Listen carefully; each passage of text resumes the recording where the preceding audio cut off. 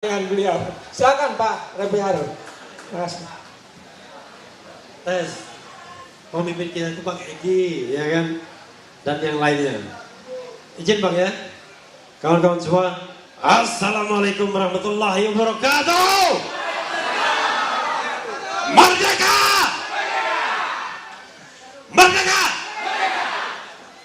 Ini mudah-mudahan di depan MK nanti atau patung kuda jangan kurang dari ini jumlahnya. Masa lebih banyak buka puasa bersama dibandingkan demo? Gimana kita mau menang, ya kan? Jadi kalau sekarang berapa ini? Ya ada ratusan. Nah, mudah-mudahan nanti di patung kuda hari Senin itu ya lebih dari 1.000, 2.000, 3.000. Kalau tidak lebih dari itu nggak akan goyang Mahkamah Konstitusi.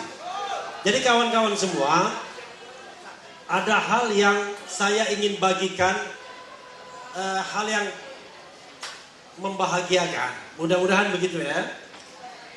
Walaupun saya tidak percaya dengan Mahkamah Konstitusi. Percaya nggak dengan Mahkamah Konstitusi? Tidak. Sama, tidak percaya juga saya. Tetapi coba kita sisakan untuk berpikir secara ilmiah dan nanti kita bantah lawyer-lawyer 02 yang barangkali ilmunya kurang. Ya. Jadi kawan-kawan semua, saya punya feeling yang baik ya. Insya Allah permohonan kita dikabulkan. Amin dong. Kenapa begitu? Gini, ini lawyer 02 bilang permohonan 01 dan 03 ini cuma wacana aja, cuma omon-omon, ya, dan salah kamar katanya. Saya sudah jawab berkali-kali, bahkan ketika crossfire dengan lawyer-lawyer mereka yang mengatakan salah kamar itu pasti bacaannya baru bab 1, ya, baru bab 1. Kenapa begitu? Yang namanya Mahkamah Konstitusi itu, kalau saya bicara teori ya, dan sidang 2004 yang lalu, di mana saya waktu itu jadi asisten hakim atau staf ahli. Yang namanya aspek kualitatif itu sudah diterima MK sejak sidang pertama. Jadi kalau ada lawyer yang mengatakan bahwa urusan MK itu hanya angka-angka, pasti itu lawyernya nggak belajar banyak, ya. Jadi urusan MK tidak hanya angka-angka, tapi ada satu doktrin yang disampaikan oleh Mahkamah Konstitusi yang saya khawatir hakim MK perlu diingatkan lagi. Karena mereka tidak terlibat di putusan 2004. Yaitu MK itu adalah the guardian of the constitution, penjaga konstitusi. Apa yang dijaga oleh MK? Yaitu pemilu yang jujur dan adil, atau tegaknya azas-azas pemilu yang luber dan jurdil. Jadi kalau ada sebuah perhelatan pemilu yang melanggar konstitusi, sekali lagi, melanggar konstitusi, itu tidak tertutup kemungkinan MK untuk menyidangkan dan mengabulkan permohonan. Amin. Karena itulah memang doktrinnya. Dan itu tidak usah kita bicara TSM atau tidak. Debat tentang TSM itu debat yang menurut saya kurang lengkap. Babonnya adalah apakah MK bisa menemukan ada pelanggaran serius terhadap konstitusi kita, terutama prinsip jujur dan adil. Makanya tim 01 dan juga 03, kok nggak ada yang ribut ketika saya nyebut 02? Padahal saya pancing gitu ya. Ya, jadi tim 01 dan 03 itu mempermasalahkan pelanggaran serius terhadap konstitusi. Apa pelanggaran serius terhadap konstitusi tersebut? Yang paling ultimate, yang paling utama adalah Presiden Jokowi menjadi ketua tim pemenangan 02. Itu yang sebenarnya tidak diperbolehkan. Karena itu adalah pengkhianatan terhadap konstitusi dalam bahasa 01. Dan dampaknya adalah dimulai ketika Gibran dicalonkan sebagai wakil presiden berpasangan dengan Prabowo. Padahal menurut kami, baik 01 dan 03, pencalonan Gibran atau penetapan Gibran sebagai wakil presiden bertentangan dengan hukum dan konstitusi. Karena itu insya Allah permohonan kita akan dikabulkan dan akan ada PSU, pemungutan suara ulang. Amin. Tetapi saya tentu bisa mengelaborasi permohonan lainnya, tapi terlalu teknis nantinya. Tapi intinya pegang saja omongan saya bahwa kita ada peluang untuk dimenangkan. Dan omongan yang mengatakan permohonan ini wacana, omon-omon, kemudian hanya angka, seharusnya itu orang yang belajarnya tidak banyak, ya. Walaupun di situ ada profesor hukum tata negara, ya. Tetapi kan dia sedang membela yang kira-kira berada di jalan bengkok, ya kan? Karena itu tidak mungkin lurus jadinya. Saya tidak menyebut nama ya. Tolong jangan dieksplisitkan. Oke. Nah, tetapi yang kedua, kawan-kawan semua, yang kedua, kita harus memberikan gesture otot politik, keberanian, support, dukungan, bahkan barangkali makian dalam tanda kutip kepada hakim konstitusi. Intinya adalah jangan dibiarkan hakim konstitusi menyidangkan ini di ruang hampa politik. Kalau saya yakin betul, kalau sudah soal menang dan kalah, kalau sudah pilpres, at all cost, pasti MK akan diintervensi.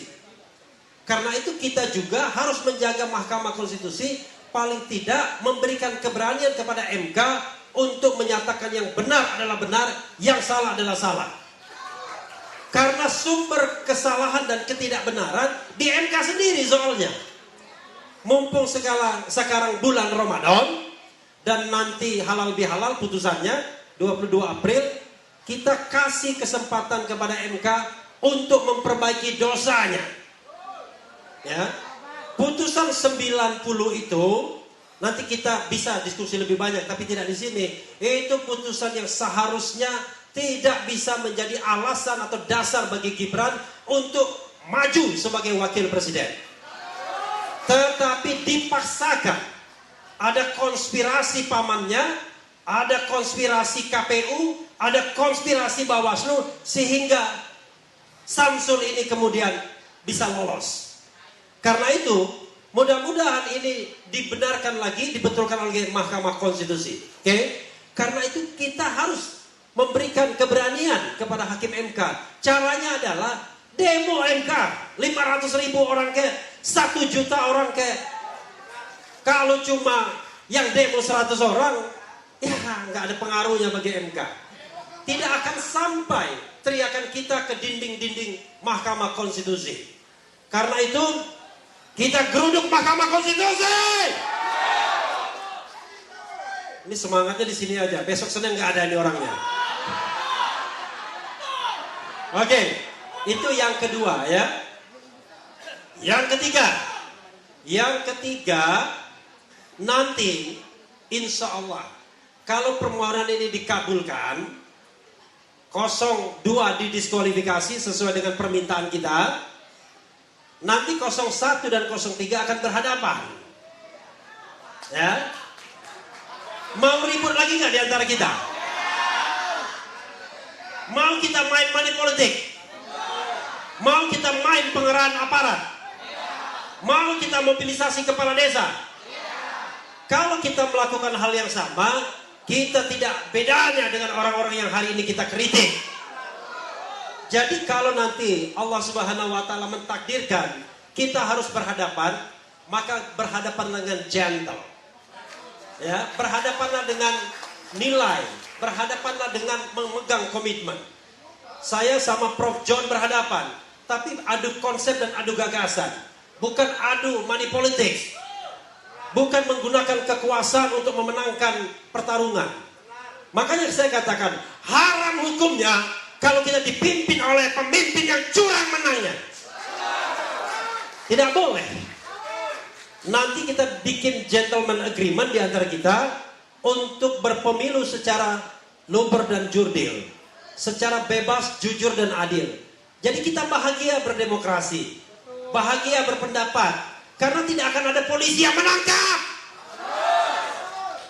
Hari ini coba bayangkan, Undang-Undang 1 1946 sudah dibatalkan oleh MK. Undang-undang inilah yang memenjarakan Habib Rizik, Habib Bahar, Syahganda Nenggolan, Anton Permana, Jumhur Hidayat. Siapa lagi? Oh, ada. Allahu Akbar. Undang-undang itu sudah dibatalkan oleh Mahkamah Konstitusi. Kita apresiasi. Tapi rupanya orang-orang tukang ngadu ini tidak habis akal. Pakai dia undang-undang ITE lagi. Diadukanlah yang namanya Koni Rahakundini. Diadukan juga Hasto Kristianto. Yang ngadukan kelompok Jakarta Selatan, Jakarta Barat dan lain sebagainya. Jangan-jangan organisasinya pun baru dibentuk. Coba bayangkan, kita ingin berdemokrasi. Negara demokrasi, tidak ada orang yang ditangkap karena berbeda pendapat. Nih Mas Jumhur hanya ngomong soal undang-undang Omnibus Law dan itu nge-tweet, alhamdulillah ditangkap. Alhamdulillah yang salah itu ya. Nah karena itu ketiga ya, tadi yang saya katakan saya ulangi lagi, mari kita berdemokrasi secara beradab. Kembali kita ke nilai-nilai kita, nilai ketuhanan yang Maha Esa, nilai kemanusiaan, nilai persatuan, nilai demokrasi atau kerakyatan dan nilai keadilan. Itu bukan nilai gombal. Tetapi oleh rezim Jokowi tidak pernah dilaksanakan. Oleh rezim Jokowi yang dipelihara adalah kemiskinan. Saatnya nanti ahli dari 01 akan menunjukkan bahwa tidak benar pertumbuhan ekonomi itu membuat preferensi kepada mereka yang dianggap berhasil melakukan pembangunan. No. Orang memilih bukan karena keberhasilan sang pemimpin, orang memilih karena kemiskinan yang dipelihara. Memelihara kemiskinan dan kemudian diserang dengan bansos, maka kemudian terjadilah pemilu yang tidak jujur dan tidak adil. Kita nanti mudah-mudahan berhadapan dengan cara yang bermartabat dan beradab. Itu saja kawan-kawan semua. Assalamualaikum warahmatullahi wabarakatuh. Merdeka! Merdeka!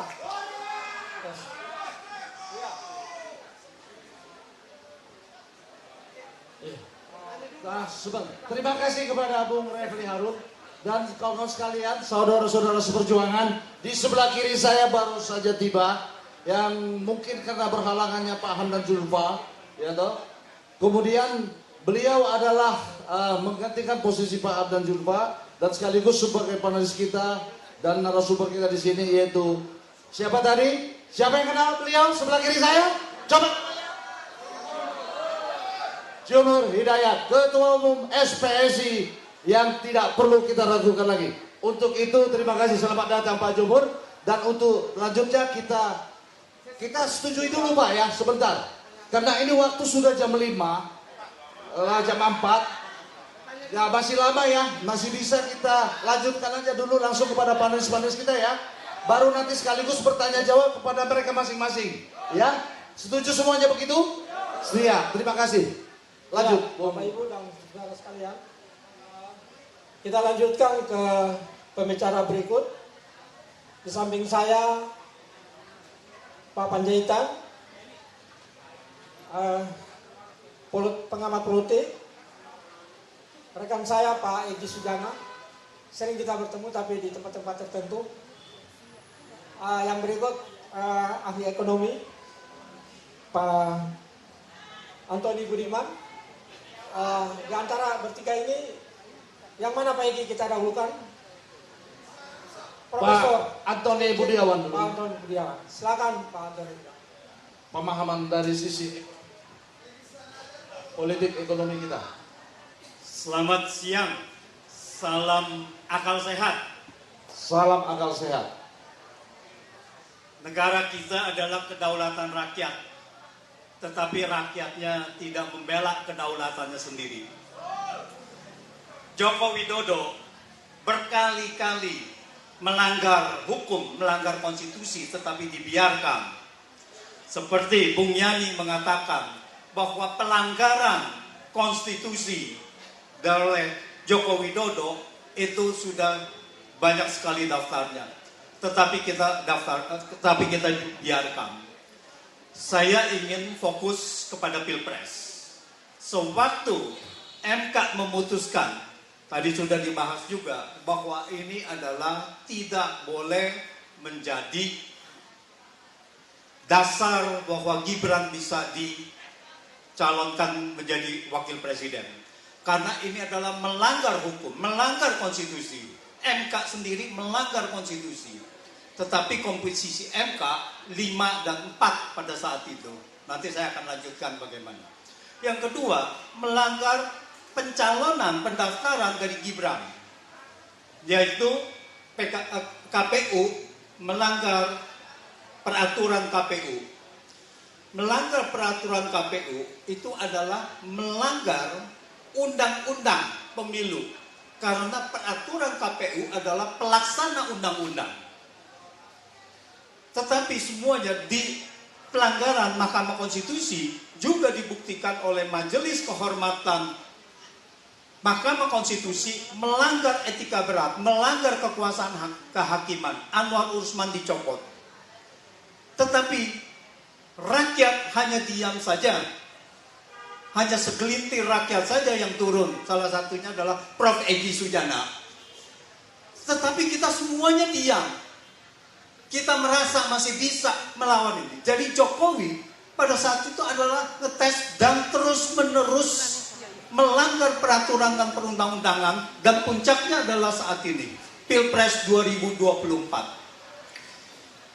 Ketika semuanya sudah dilanggar dan Gibran sudah mendapatkan tiket untuk menjadi calon wakil presiden. Lalu kemudian tahap kedua implementasi dari kecurangan. Apa implementasi dari kecurangan? Yaitu adalah alat sirekap. Dan yang kedua adalah bansos. Bansos itu melanggar konstitusi. Bansos melanggar undang-undang keuangan negara. Karena bansos itu diputuskan secara mendadak pada rapat kabinet, rapat terbatas 6 November 2023 ketika Gibran sudah dicalonkan menjadi wakil presiden. Melanggar konstitusi pasal 23 karena APBN harus diputus bersama DPR. Harus disetujui bersama DPR. Tetapi dalam rapat kabinet itu, dalam rapat terbatas, Presiden Joko Widodo memutuskan secara sepihak tanpa persetujuan DPR merubah anggaran. Merubah undang-undang APBN tahun 2024.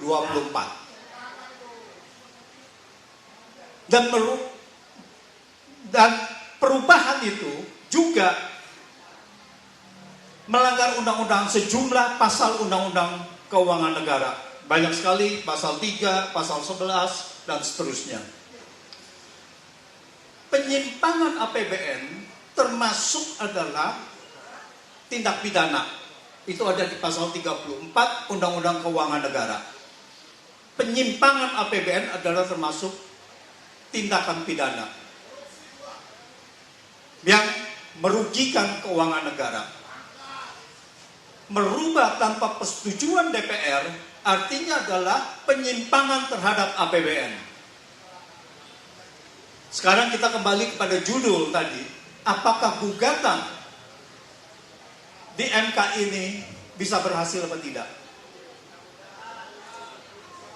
Secara teori kita sekarang ada 8 hakim konstitusi yang 4 pada saat itu masih ada yang menolak permohonan uji materi.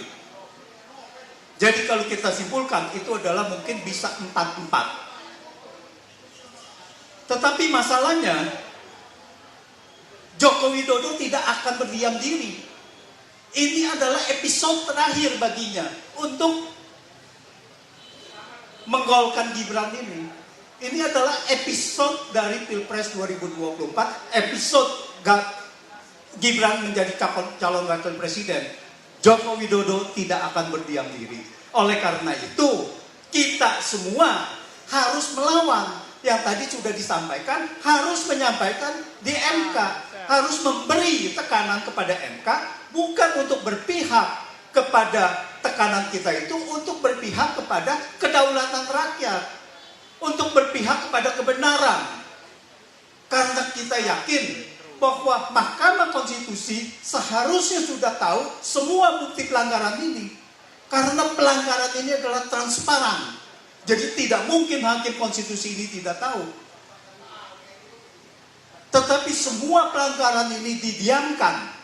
Oleh karena itu, hak rakyat untuk mengganti presiden apabila melanggar konstitusi. Filsuf asal Inggris, John Locke, mengatakan bahwa hak rakyat, bahwa presiden dipilih oleh rakyat untuk mentaati kesepakatan yang ada di dalam konstitusi, untuk mengikuti atau taat terhadap konstitusi. Apabila presiden tidak taat konstitusi, maka rakyat wajib menggantinya,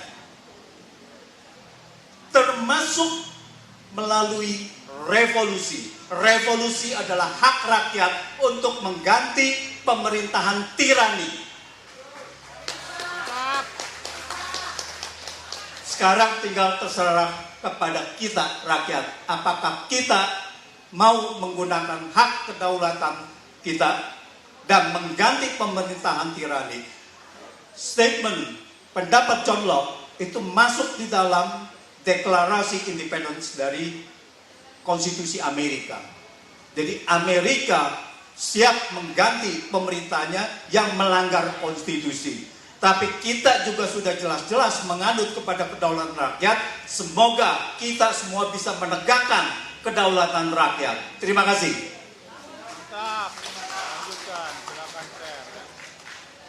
Terima kasih Pak Profesor Budi. Selanjutnya kami persilakan Pak Egy Sujana memberikan semangat dan motivasi perjuangan buat kita semua. Silakan beliau.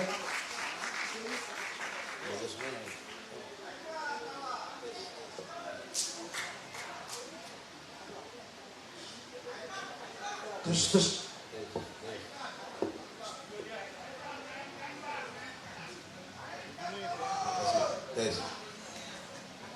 Bismillahirrahmanirrahim. Assalamualaikum warahmatullahi wabarakatuh.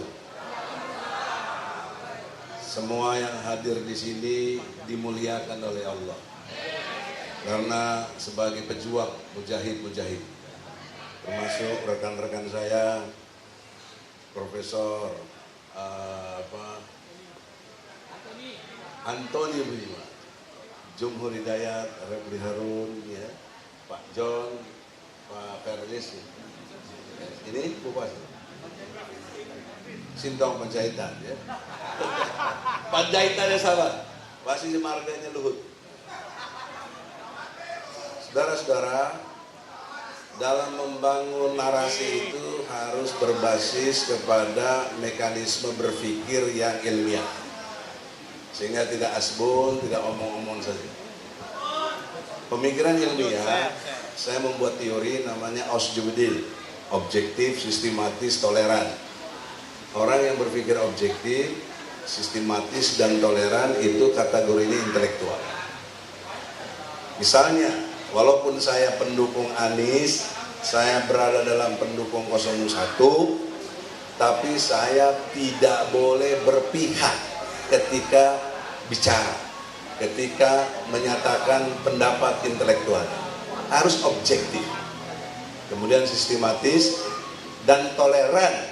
Kalau nanti ada pendapat misalnya dari 02 yang benar atau 03, ya kita toleran, itu kebenarannya gitu. Jadi jangan dituduh nanti, wow, jadi pengkhianat, dibayar berapa. Tidak ada konteks itu. Ini intelektual, disepakati seluruh dunia. Sebaliknya yang 02 dan 03, kalau pikiran-pikiran objektif saya ini benar, jangan terus takut berpihak kepada 01 gitu. Karena itulah kebenarannya, objektivitasnya, sistematisnya, dan toleransinya. Itulah yang disebut sikap jubedil, orang yang jujur, benar dan adil. Itu teori bangunan saya, Aus Jubedil. Nah, dalam konteks teori ini, saya membedah sebelum, saat pemilu atau pilpres, dan sesudah. Gitu, Bro Hendrik. Sebelum, jauh sebelum, sudah ada prakondisi yang luar biasa terhadap kecurangan-kecurangan. Bahkan saya lebih tepat mengatakan kriminal pilpres, kriminal pemilu. Bukan kecurangan, kecurangan mah administratif. Tapi ini kriminal.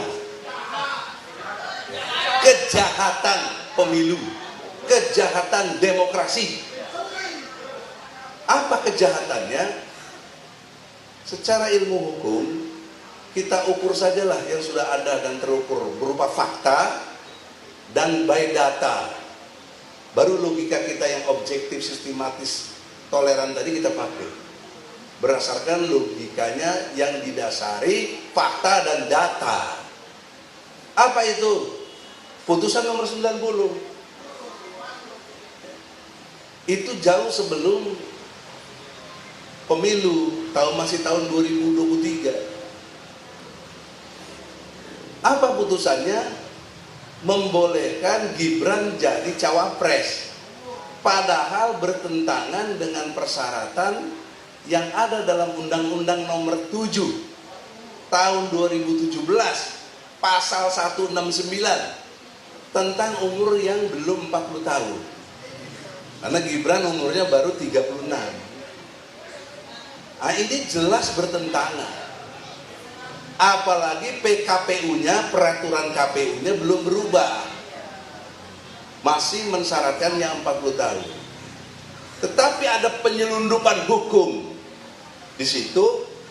Itu nggak dilihat lagi, tapi dijadikan kebijakan oleh KPU mereduksi itu semua, yang membuat apa yang dimaksud dengan membenarkan putusan 90 tadi. Ini penyelundupan hukum namanya, secara ilmu. Oleh karena itu, dalam perspektif saya pandangannya legisme. Legisme itu berdasar legalitas, berdasar aturan peraturan perundang-undangan. Itu yang kita disebut negara hukum. Kalau yang disampaikan tadi semua sebelum saya ini tidak bermaksud nyebut siapapun, tapi ada ukuran-ukuran objektivitasnya. Itu semua persepsi dan pidato. Nggak ada legalismenya. Dari mana legalismenya? Untuk menyatakan pengkhianatan konstitusi.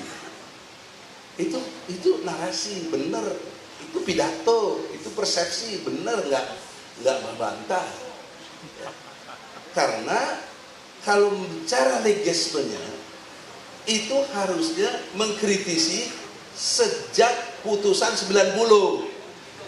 Dan saya sudah lakukan itu, saya datangin MK, saya ajak debat tuh 9 hakim. Nggak ada yang berani keluar, yang terima cuma sekretariatnya.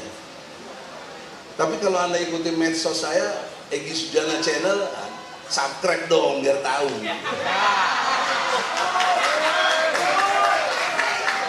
Itu akan terlihat bahwa saya sudah memprotes jauh sebelum pemilu. Kenapa saya protes?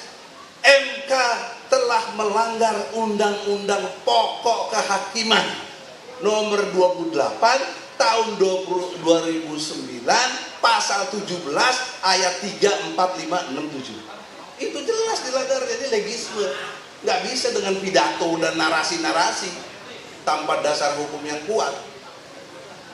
Apa yang dilanggar oleh MK, oleh si Paman Usman, yaitu pasal 17 ayat 3. Apabila hakim dan panlitra ada hubungan darah, ada hubungan keluarga semendat dengan kasus yang ditanganinya, harus mengundurkan diri. Boleh dicek, ada di Google kali. Ini legisme. Ini yang nggak pernah dibahas oleh tim 01 atau 03. Ayat 45-nya mengatakan, bahkan sampai ayat 6-nya, jika hakim tetap berisi keras menyidangkan kasus itu, yang melakukan penyelewengan hukum sekaligus penyelundupan hukum dan membuat norma baru. Padahal MK tidak boleh buat norma, tidak boleh membuat hukum. Yang boleh membuat hukum di negeri kita cuma presiden dan DPR. Pasal 5 ayat 1, junto pasal 20 dan 21 UUD 45. Ya, itu legisme. Jadi MK telah membuat norma. Apa norma yang dibuat? Mereduksi, menambah tentang umur 40 tahun sepanjang telah bisa mengikuti pilkada kepala daerah. Itulah supaya Gibran bisa masuk. Nah, ini yang harusnya dipersoalkan sejak awal. Inilah kalau mau disebut pengkhianatan konstitusi, ya ini. Tapi nggak ada yang persoalkan ini. Enggak ada. Padahal tim-tim itu semua udah ada jauh-jauh sebelum ini. Nah, kalau ini dipersoalkan, maka tidak mungkin juga MK Jimli itu memutuskan seenak jidatnya aja. Ya, kenapa? Saya berani katakan, saya bisa berdebat intelektual ya. Adu gagasan. Memutuskan Usman melanggar etika berat dan dipecat. Tetapi putusan 90-nya boleh jalan terus. Ini logika apa ini? Objektivitasnya di mana gitu? Betul. Bagaimana sistematika berpikirnya? Dengan bangga Jimli memutuskan itu seolah yang paling adil. Bagaimana? Orang bertentangan kok dengan nilai-nilai itu sendiri secara legisme. Oleh karena itu terjadilah penyelewengan berikutnya. Karena ini dibenarkan, Gibran boleh terima jalan terus, PKPU-nya juga dilanggar, tapi KPU-nya menerima pendaftaran Gibran dan Prabowo. Padahal menurut administrasi yang ada, pendaftaran capres-cawapres itu terakhir tanggal 25 Oktober. Prabowo dan Gibran mendaftar 27 Oktober. Ini kan udah melanggar betul. Kok dibolehkan? Makanya disidang di DKPP. Sebelumnya Bawaslu dipersoalkan. Saya datang juga ke Bawaslu. Ya, untuk mempersoalkan ini. Tapi DKPP memutuskannya benar terbukti KPU melanggar etika berat, maka diperingati yang terakhir. Tapi peringatan terakhirnya udah yang kedua kali. Kok terakhir 2 kali? Kemudian ada lagi yang lain, jadi 3 kali. Jadi bagaimana DKPP yang katanya Dewan Kehormatan, DK itu Dewan Kehormatan, penyelenggara pemilu, kok tidak terhormat? Kok brengsek gitu loh? Logikanya tidak objektif, tidak sistematis, tidak toleran. Ini, tapi sayangnya ini tidak menjadi sudut pandang oleh 0103 sebagai satu gerakan sebelum pemilu. Kemudian sebelum pemilunya lagi, tanggal 13 Februari 02 telah buat pertemuan, bahkan menyewa Gelora Senayan, ya, atau lebih tepatnya apa, tempat Istora Senayan. GBK lain lagi. Istora Senayan yang menyatakan untuk kemenangannya gitu. Ini kan sebelum udah dipersiapkan, udah sedemikian bikin gladi resik. Ini udah pelanggaran serius. Nah, ketika saat pemilunya, saat pilpresnya, 2 jam setelah pemungutan suara menyatakan kemenangan lewat quick count. Tapi quick count itu baru 5% saat itu. Bagaimana 5% banyak mewakili populasi yang 100%? Ini melanggar juga pada saat. Nah, persoalan seriusnya seperti tadi Refli katakan, ini terjadi pengkhianatan konstitusi, ini terjadi pelanggaran gitu. Tapi itu pidato. Gitu? Itu cuma persepsi. Tidak beraplikasi gerakan hukum. Karena gerakan hukum yang dipakai oleh MK dengan pandangan legisme tadi memang tetap mahkamah kalkulator. MK hanya memutus persoalan perselisihan suara.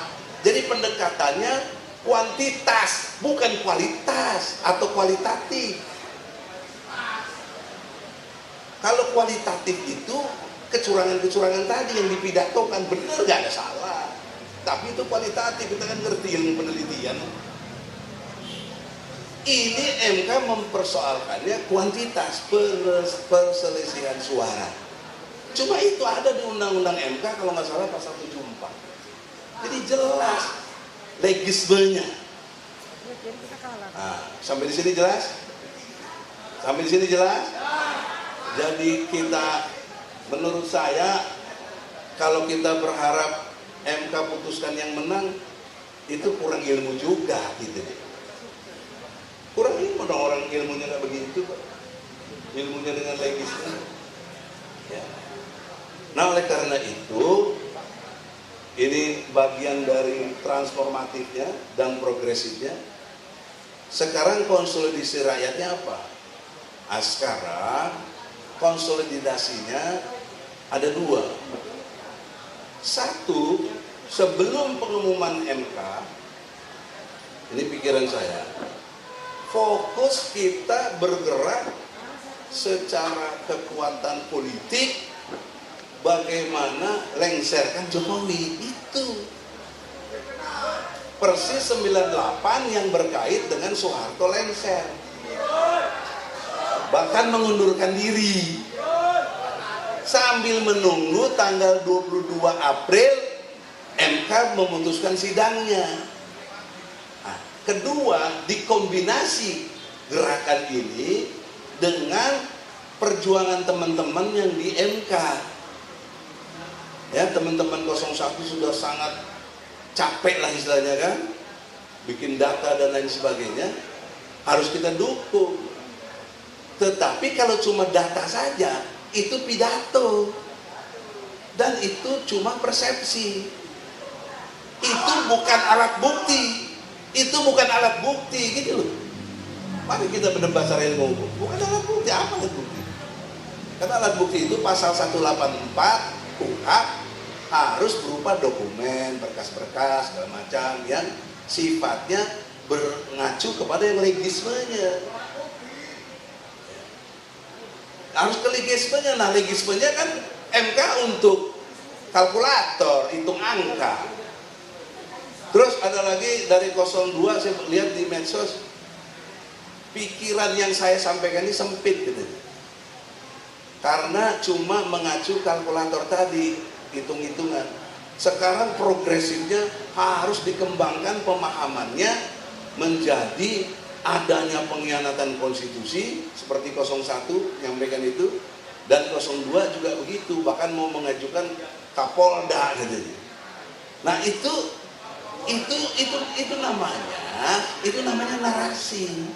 Itu pidato. Itu namanya pandangan, bukan alat bukti, bukan.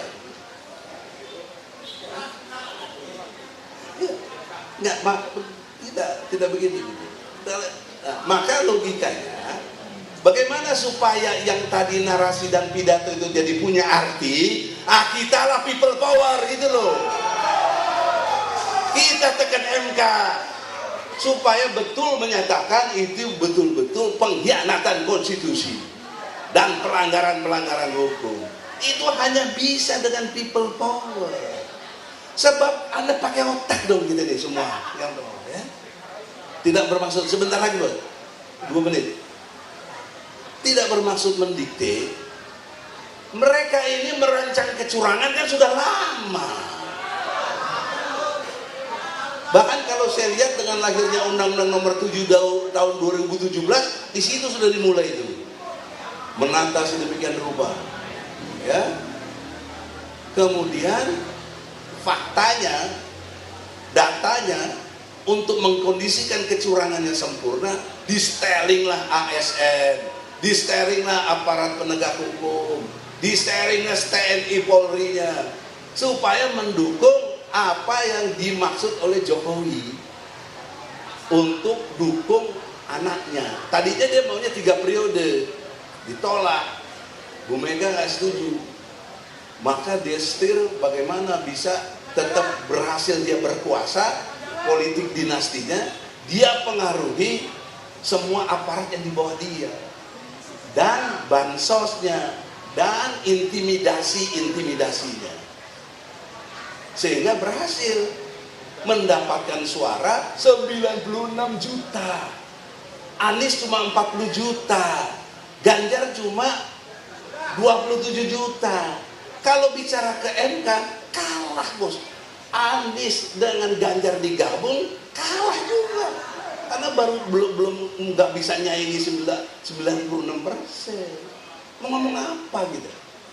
Ini legisme. Anak mau teriak-teriak pidato nggak benar curang, ini itu pidato, itu persepsi, tapi tidak legisme, tidak berdasar hukum. Ini kalau mau ngerti ilmu tuh begitu, jangan objektif. Saya tidak berpihak pada siapapun, saya kepada ilmu, kejujuran. Maka terakhir, saudara-saudara, saya bilang ada 2 kemungkinan tadi. 1, lengserkan Jokowi sebelum 22 April. Maksimal geruduk istana kalau perlu dan lain sebagainya, sambil menunggu putusan 22. Dudukin juga MK. Betul kalau ini kata Refli, 1-2 juta orang, ya minimal 500.000 orang. Betul-betul selama sidang dari tanggal 1 besok ini sampai selesai harus betul-betul terkonsolidasi di situ. Cuma masalahnya MK sudah disteril. Ya, sudah pakai kawat berduri, bahkan beton sekarang.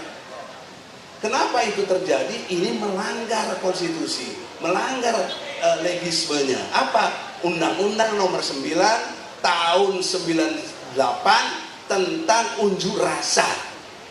Ya, pasal 13.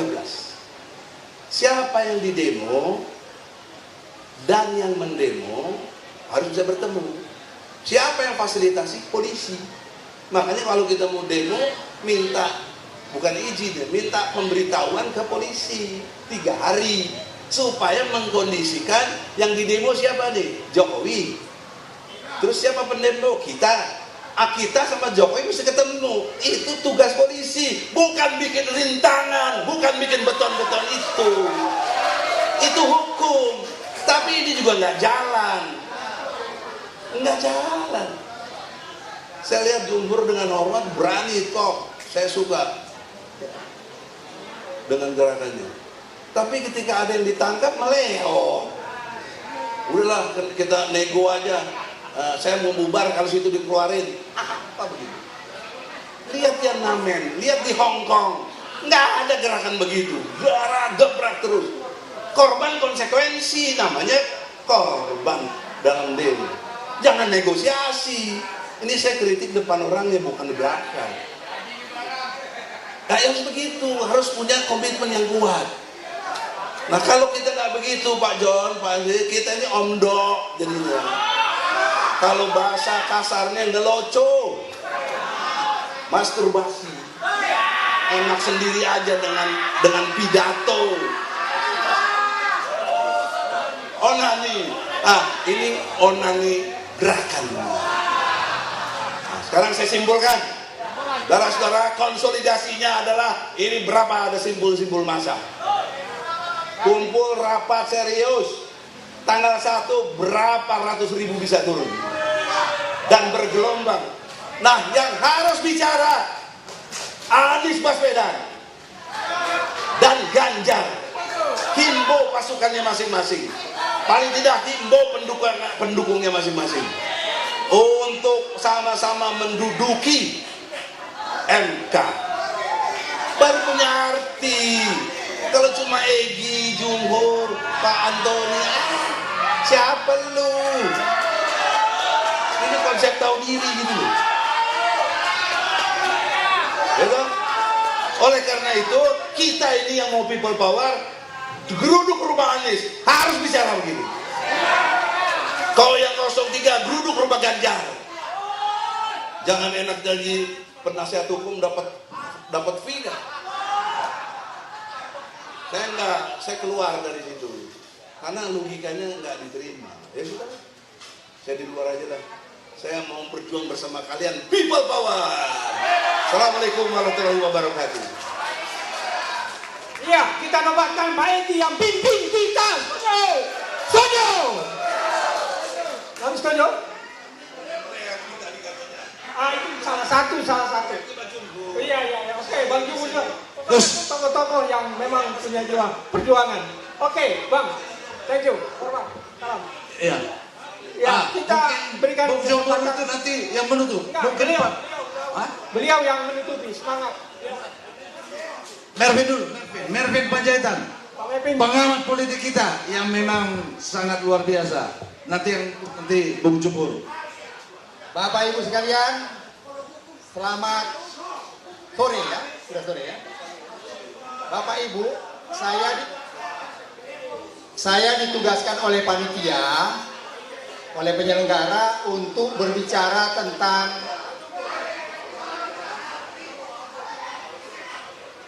tentang reforma.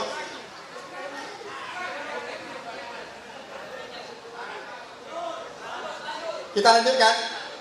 Saya ditugaskan oleh panitia untuk berbicara tentang reformasi 2024. Mengapa sampai demikian?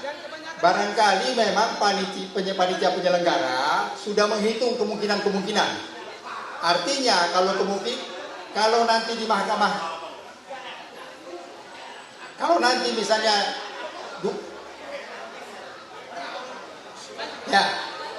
barangkali penyelenggara sudah mempersiapkan kalau nanti gugatan di Mahkamah Konstitusi itu tidak diterima, berarti kita akan melanjutkan dengan reformasi 2024. Saya dengar dari panitia, mereka sudah siapkan itu bulan Mei.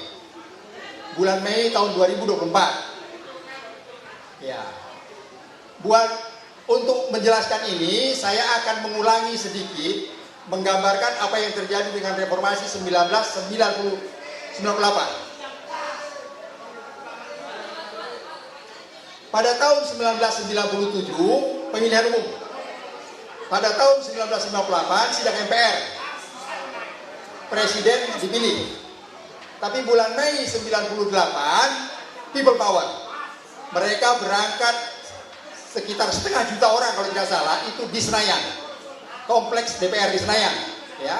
Beberapa hari kemudian Presiden Soeharto mundur digantikan oleh Habibie. Dan tahun 1999 pemilu mengkoreksi pemilu 97. Itu sudah terjadi. Nah, saya melihat antara reformasi 98 dengan sekarang sudah 25 tahun. Dan dalam 25 tahun ini kita tidak melihat kemajuan. Orang miskin makin banyak, ketimpangan ekonomi makin banyak. Bahkan prosedur demokrasi ada yang dilanggar lagi, lebih buruk. Ya. Oleh karena itu menurut saya kita perlu lakukan reformasi 2024. Jadi pada bulan Mei nanti dari sekarang sudah dipersiapkan, disampaikan berita juga keluar kota. Pada bulan Mei nanti kita akan pergi ke Senayan, menduduki kompleks Senayan, seperti pada bulan Mei tahun 98. Kalau itu terjadi, kemungkinan besar Presiden akan mundur dan digantikan oleh Wakil Presiden. Kalau itu juga terjadi, maka tahun 2025 kita bisa mengulangi lagi pemilihan umum ini. Mengkoreksi pemilihan umum 2024 yang menurut kita itu melanggar konstitusi. Jadi perlu waktu untuk koreksi bisa terjadi, perlu people power pada bulan Mei nanti. Untuk melaksanakan reformasi 2024. Ibu bapak sekalian, saya kira sudah cukup, sudah sore. Sekian dan terima kasih. Terima kasih Pak Mervin Panjaitan. Ya, selanjutnya mungkin dilanjutkan sama Pak. Udah semua Pak. Pak Jumhur ini yang menutup karena ini adalah aktivis buruh kita. Tepuk tangan kepada Pak Jumhur Hidayat. Terima kasih. Assalamualaikum warahmatullahi wabarakatuh. Merdeka! Ya, Bapak Ibu sekalian, saya mungkin di sini pidatonya kan bukan dalam rangka menggalang massa ya, tapi dalam rangka ada lebih substansi lah. Saya mau kasih sedikit insight atau optimisme ya, optimisme. Itu John F. Kennedy